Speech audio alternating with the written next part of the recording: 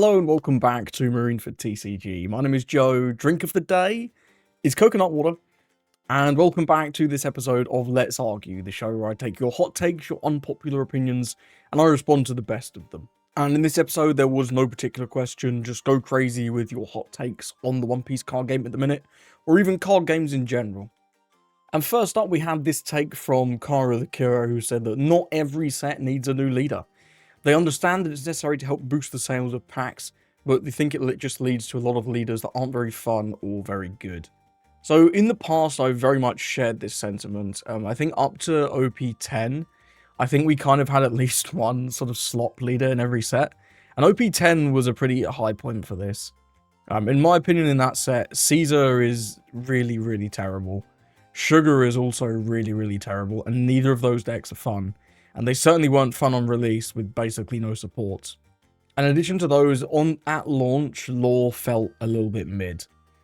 He gained quite a lot from the next set when that beige blocker came out, but certainly on launch he felt very undercooked and missing a few pieces. However, since then, I think they've done a good job of at least making all the leaders in the main sets fun.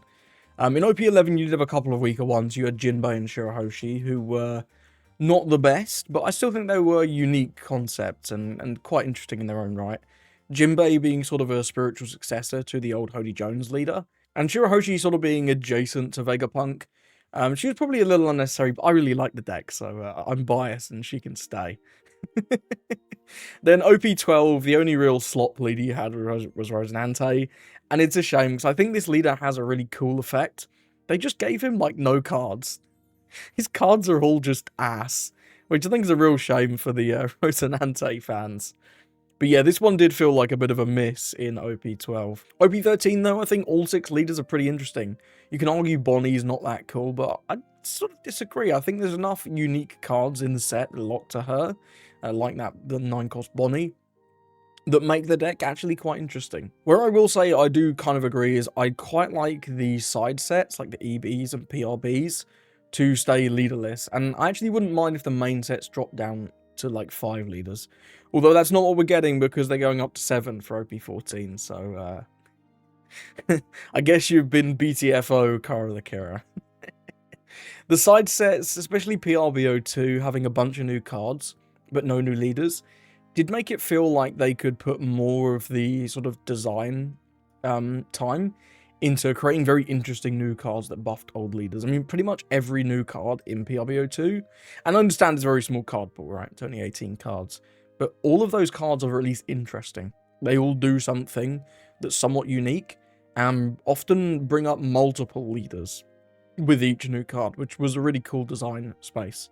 And looking ahead to EBO3, that set seems to have quite a nice amount of new, like, little buffs. And the one VV leader, I think one leader in these EB sets is fine. Similar to how we got GP in EBO2. So whilst I understand your sentiment that we don't need new leaders in each set, I think it does help to sort of spruce up the meta a little bit. And they've definitely been doing better in the last few sets. There's not been as much slop recently, especially when you compare it to some of the really old sets and how sort of poor a lot of those leaders were back then. I think most of them are at least very interesting design-wise, even if some of them do fall a bit flat of the mark. Next up, we had this take from DubX Trays, who said that they think the game is in a really good place, but their only complaint is that as the game gains more popularity and attention, that they need to increase the distribution of product. And I'm not sure, obviously, where you're based, Dub Trays. I'm guessing you might be based in America, because in Europe, we've not really had any huge issues. Even PRBO2, you could reliably get on card market under RRP for like a week or two after the set came out. I haven't actually checked super recently what the prices are right now on card market, but I know as of when I was doing my market watch videos on that set, the prices were fine. However, in America, they were pretty bad. So over there, it would be pretty good to see a little bit more distribution, I guess.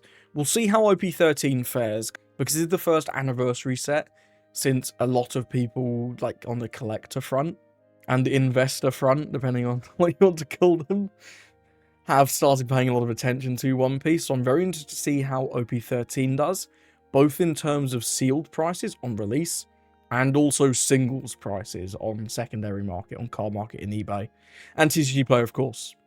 We'll see. I think at the moment, at least from where I live in Europe, I disagree. I've been able to get whatever product I want. But if this is something that is inconveniencing you, more so in America, then, that sucks. And hopefully, especially for the side sets, I do think they should increase the distribution a little bit. It's, like I say, especially for the side sets, where the print runs seem to be quite short sometimes, and the demand is often very high, because there's a lot of shiny new cardboard in them. Next up, we had a take from the Capybara, who said that their hot take is that a lot more leaders are actually viable at a local level, but people don't want to put in the work to find cool combos and older cards that will make those decks viable at a local. They think that the game is much more diverse power level wise than the tier list power ranking videos lead you to believe. And I think there's sort of a point here to make that tier list videos are very much aimed at regionals and like higher events. At your locals, I think the biggest thing, if you want to win your locals, is improving as a player. Pick one deck that you enjoy. Even if it is an off-meta or rogue deck, you can absolutely win your locals with that. Skill diffing at locals is a lot easier than it is than skill diffing at a regionals. Because obviously the people that go to regionals are much more competitive, whereas your locals will attract a more casual audience. And there's nothing wrong with that. But it does mean that if you have a particular rogue deck that you're a real expert on, and you love cooking up sort of off-meta techs that people aren't going to expect, those will get a lot more value at a locals. Where people might not be as experienced with their deck, or with the matchup into your rogue deck. You do still see rogue decks do well at regionals, don't get me wrong, and it's very cool when you do. Just last weekend we saw like a Carrot get top 4, which my mind was blown by that, because last time I played Carrot it felt like a bottom 20 deck easily. So credit to the pilot for that performance. That was a crazy showing. But I think it is important to make the distinction that the tier list video is very much aiming at what's going to succeed reliably at regionals. If you give 100 people Carrot and 100 people UP Luffy, and say go to this regionals and do your best, there are going to be way more of the UP Luffy leaders in the top cut than the Carrot players, just because the leader has a much higher power level. Whereas at your locals, I think the most important thing to work on is knowing your lines and improving as a player. So in terms of your take, I sort of agree. You can definitely succeed at locals with a much wider variety of leaders at regionals. But I think that your point about tier lists is they're really not focusing on locals so much. If they have a locals tier, it's just decks that are somewhat decent, that you can put in sort of a tier that you call locals, in that they will perform at your locals and they may well rise a little bit higher. If you're the best player at your locals by a long way, you could win with literally any leader. There are sometimes players at locals who just don't have enough time to put into the game to improve. So if you are someone who grinds the game a lot, you are going to win locals probably with whatever deck you bring. Next up, we got this take from James Miller 69, who says that he hopes that Bandai continue to drag their feet on promos, and 8-cost Roger in particular. He then goes on to explain that he just doesn't want a format with UP Luffy being a top deck. And if that is your entire prerogative, I kind of get it. I have a little bit of UP burnout as well as a Shanks player. But no, this is a terrible take.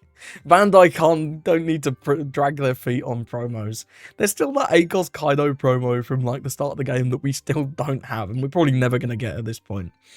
But like, I think it really sucks to dangle a promo under people's noses, like with the young girl promo, and even the 4-cost lore for the Rosy players. Dangling that under people's noses, going, "Ooh, look at this cool card that's out in Japan.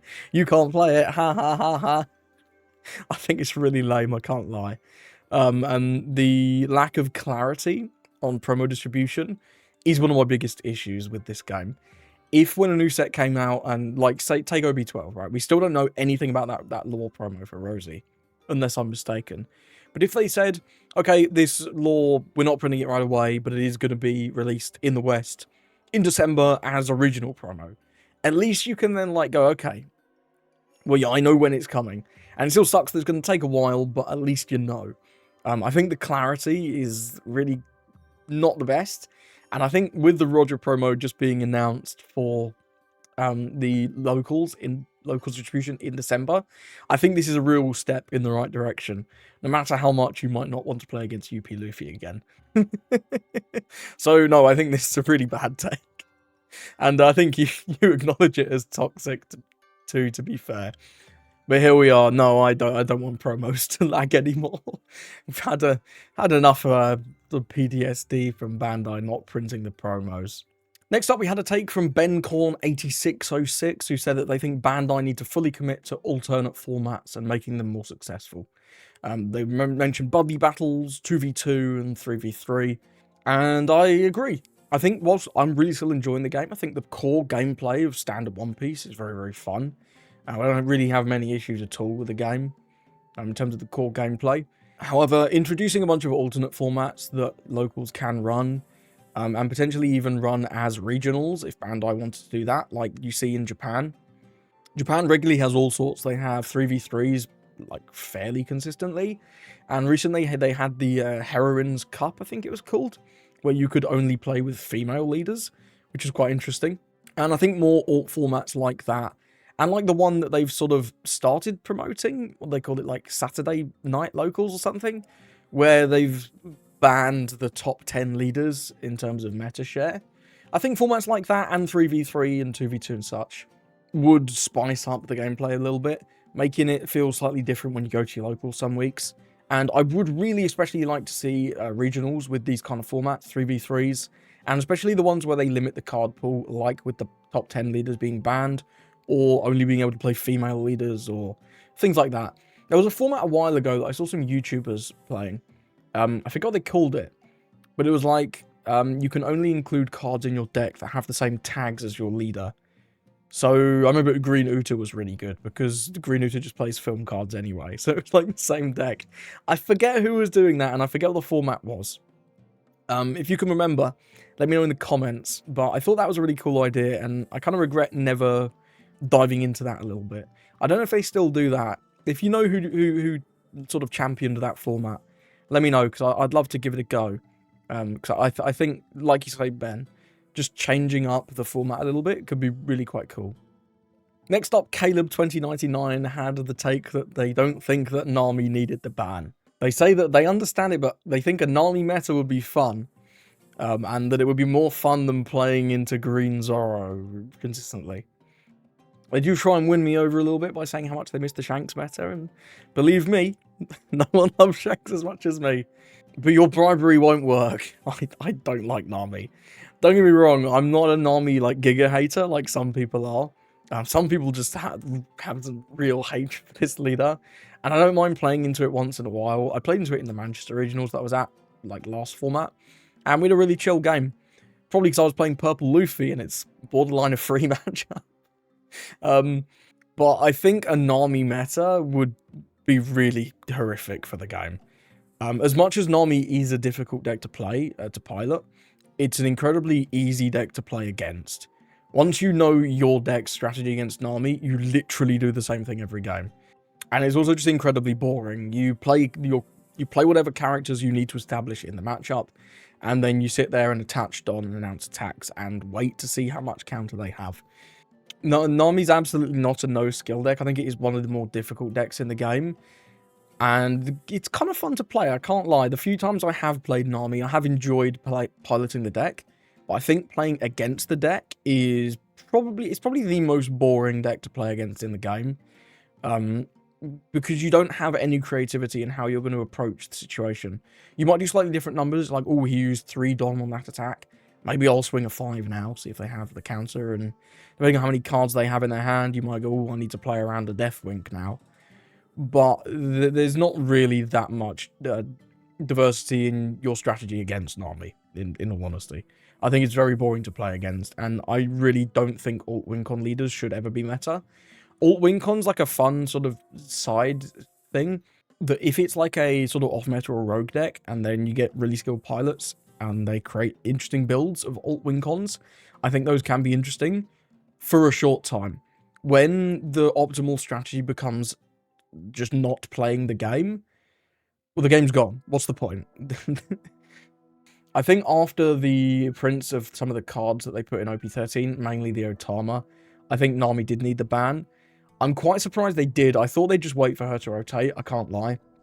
I think if there was a time to ban it, it was like set 3 when it came out, because it's terrible for card design, and it has really impacted Blue. One of Blue's core identities is card draw, and they haven't been able to print like universal card draw. You've had to jump through silly hoops for so long. So I think particularly banning it now was kind of an odd time to ban it. I really did expect them to just wait for it to rotate, but after they printed that Otama, there was no way that was balanced. Having 8 Kayas, 4 of which are strictly better, no, I don't think Nami could survive after that Otama was printed. I saw some early Japanese gameplay from people like York's channel, and it just looked bonkers broken. So I think after the Otama print, Nami did need the ban.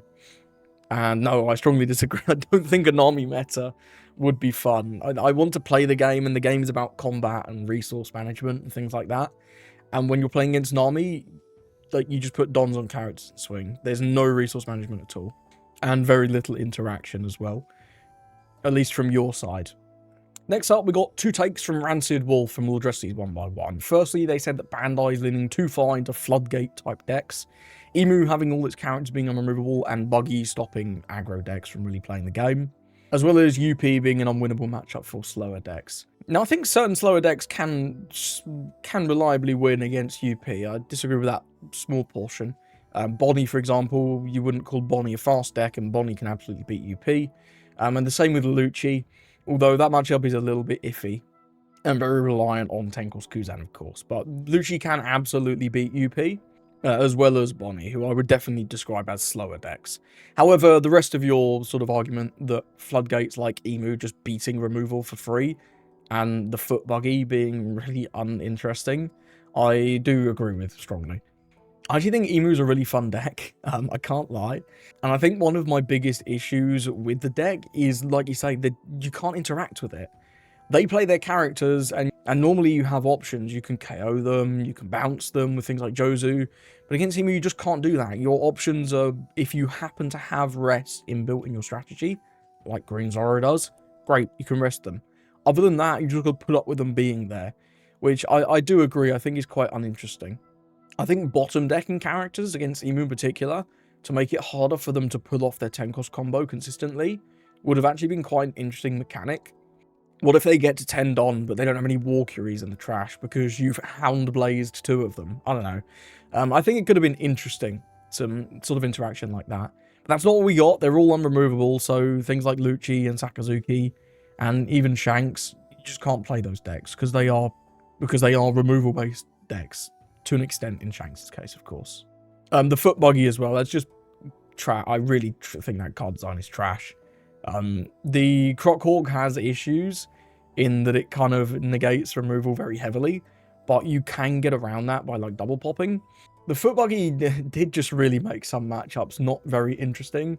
Just turning off someone's whole deck with one card with very little downside, I think is not ideal. If the Foot Buggy didn't play out another character, it's like, okay, you've taken your turn to play that card at least, and now my deck doesn't do what it wants to do, but you've lost a turn and you've got a character that can't attack. Because it just gets to play out 6 cost, and more often than not, that was the Mihawk blocker. That is a big character that's still a decently sized one to develop on your turn. It gets to block a hit, it gets to draw some cards, and then it gets to be a 7k beater on the next turn. She didn't really lose any tempo by playing out the Foot Buggy. And I think that is one of the problems with it. If the Foot Buggy actually like cost you something to play it out, then there'd be sort of a risk reward, right? You play out this card that swings the matchup, but you effectively lose a turn. But with it printed as it does to play out another character to just keep up tempo, there was very little risk and a lot of reward in the matchups where it was good. Rancid Wolf's second take was around the competitive format being poor for the best player winning. Overtime happens quite regularly, and because there's no chess clock, players can stall out a game if it's to their advantage by slow playing their turns. So I think I'm going to address this in 2 separate segments. So the competitive format being really poor for the best way of winning, I disagree with strongly.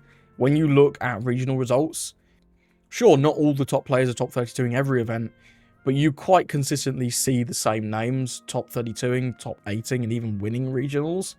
So I I think when you scroll through results from events and you start seeing the same names over and over and over again, I think that does sort of disprove this at least somewhat. Absolutely is RNG. It's a card game. Part of the fun of card games is that there's a little bit of randomness. So even if you know your opponent is better than you can sometimes win through the luck of the draw or by catching them off guard with a play, per se. If you want a game that is purely 100% skill-based, card games don't really accommodate that, but I do think that generally the better player will win. And we do see that in regional results. As for overtime, I can't say I relate, honestly. Across all the regionals and events I've gone to, I've had, I think, 2 games go to overtime. One was, I was playing, I think it was Black Smoker against Enel. And like that matchup is that matchup's just very slow. But we finished in overtime. It was fine. We finished within the 3 turns, so it was kind of chill. The only other game I've had was, again, I was playing a black removal deck, Gecko Moria, against NL. And that game I lost to cards in deck, which really sucked after a series of like 3 triggers in a row in the final turn of overtime. Which that one tilted me, but again, I could have played faster. As for players stalling out a game, it hasn't really happened to me, so I can't really comment on that. I have seen people saying that this happens to them at regionals, and my only advice is you got to call a judge. If someone's taking like a minute for an action, you got to call a judge on that. I don't think we have any sort of strict compartmentalization times in the Tournament Rules Handbook in One Piece, but I come from Pokemon where it's like you're allotted 15 seconds per action. And I understand that some sort of decisions in One Piece can be very pivotal, and you might need a minute to think about that. But if your opponent is regularly taking a minute to make a play, or is making very obvious plays after taking a lot of time, you need to call a judge to get someone to watch that. Of course, it's not always going to get addressed immediately. The judges can't just take your word for it. But if you do call a judge on your opponent for what you suspect may well be slow playing, it can at the very least sort of incentivize your opponent to play a bit faster. Because if the judge is then watching that game and they catch them slow playing, then it can cause them to get penalties. So personally, this hasn't really happened to me very much. The couple of times I've had overtime occur, it's felt quite fair. I've never had this happen at locals, not even close. And the best advice I can give is if you suspect people are slow playing you intentionally, you got to call a judge, and that is really the best you can do. Chess clocks would be kind of cool, but I understand that the logistics of that may well be more simple than just give everyone one. Because then what if someone forgets to press their chess clock or something? I don't know. There would be issues with that, but it would be an interesting idea to test out.